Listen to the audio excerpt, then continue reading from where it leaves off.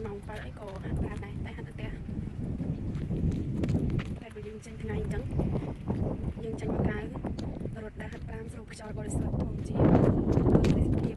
ខៀវខ្ចីតែឥឡូវនេះគេកំពុងតែភ្ជួរដីរៀបចំធ្វើស្រូវតិចទៀតខៀវស្អាតវិញកាលឆ្នាំទៅខ្ញុំដើរ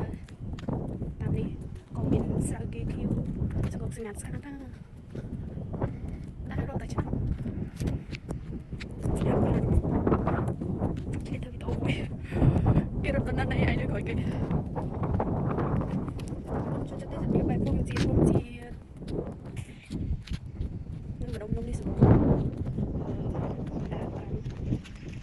នៅវាស្រែមានផ្លូវបែកខ្វាត់ច្រើនស្រួលដើរបានខ្ញុំសំណាញ់ខ្ញុំដើរបាន2ម៉ោងខ្ញុំឈប់សម្រាក